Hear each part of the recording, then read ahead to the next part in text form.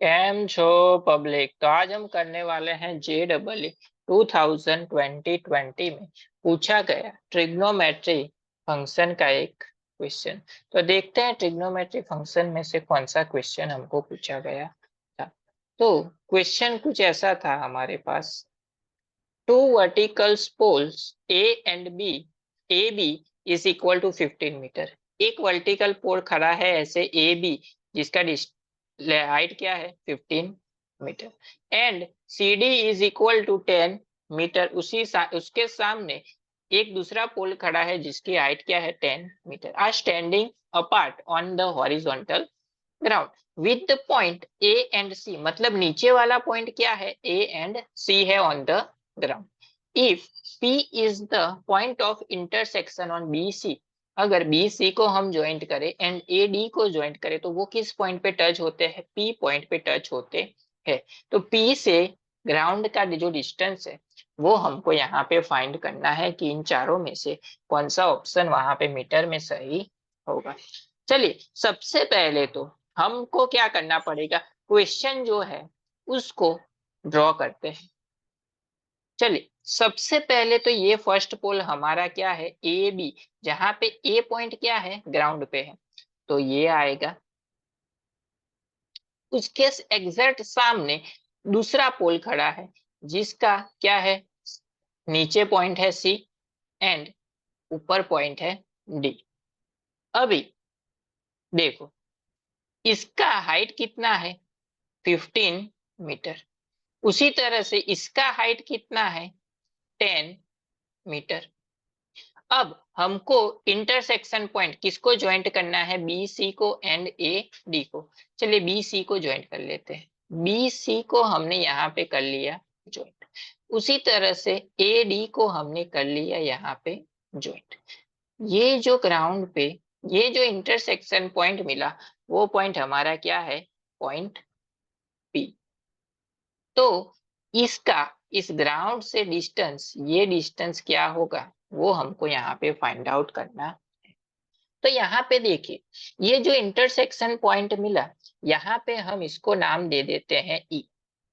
तो ए एंड सी को कितने पार्ट में डिवाइड किया, 2 पार्ट में इसने डिवाइड किया।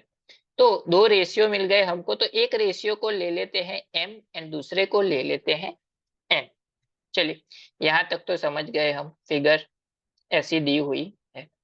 अब हमको यहाँ पे ये पीई का डिस्टेंस फाइंड आउट करना है।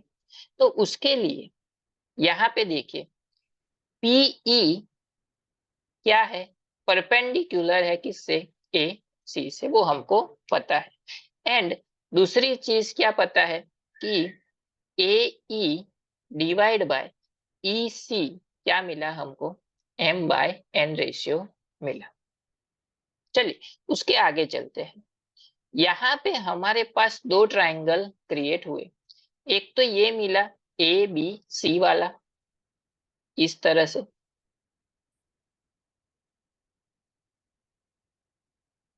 A B C.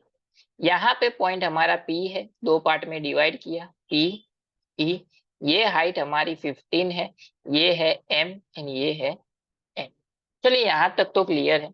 अभी ये जो ट्राइंगल है वो हमने पढ़ा है कि ये ट्राइंगल के लिए एक फॉर्मूला कौन सी बनेगी कि ई सी जो है डिवाइड बाय क्या मिलेगा हमको, पूरा ए सी इज इक्वल टू क्या होगा, पीई डिवाइड बाय क्या होगा ए बी। यानी कि ई सी से डिस्टेंस एंड ए सी से डिस्टेंस डिवाइड बाय क्या होगा, पीई बाय ए बी। ये हमने आगे के स्टैंडर्ड में पढ़ा हुआ है।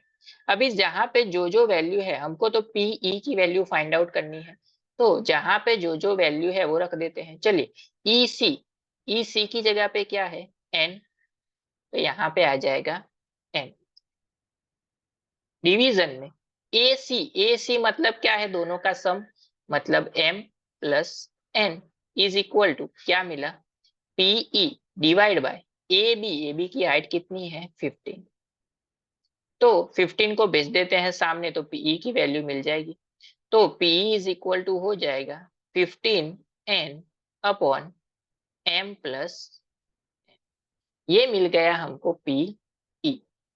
अब जाते हैं थोड़ा आगे, ये जो ट्राइंगल मिला था हमको उसी तरह से यहाँ पे ये दूसरा ट्राइंगल क्रिएट होगा ADC वाला, इस तरह से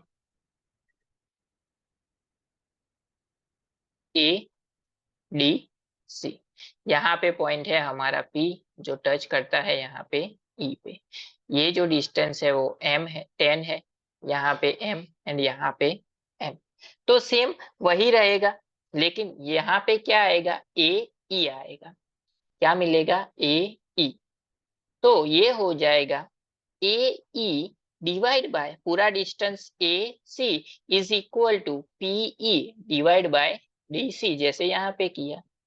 चलिए सभी जगह पे वैल्यू, AE क्या है M, AC क्या है पूरा डिस्टेंस मतलब M plus N is equal to PE वैसे का वैसा क्योंकि वो फाइंड करना है, DC क्या है 10। चलिए 10 को भेज देते हैं सामने तो क्या हो जाएगा, PE इज इक्वल टू क्या हो जाएगा 10m upon m plus n। ये मिल गया हमको यहाँ तक। अभी देखिए ये जो दोनों PE इज इक्वल टू क्या मिला, PE, तो दोनों को कंपेयर कर सकते हैं हम लोग। चलिए दोनों को कंपेयर कर लेते हैं तो क्या होगा, 10m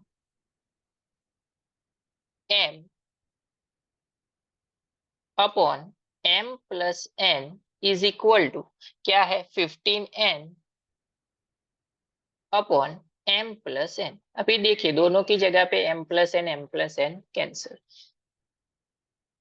इसमें अगर हम m को सब्जेक्ट बनाए तो क्या होगा, 15/10n, यहाँ पे 5 3 से कैंसिल तो क्या मिला 3/2n। अभी ये जो 3/2n मिला उसकी वैल्यू अगर हम किसी भी एक इक्वेशन में रख देंगे तो हमको आंसर मिल जाएगा।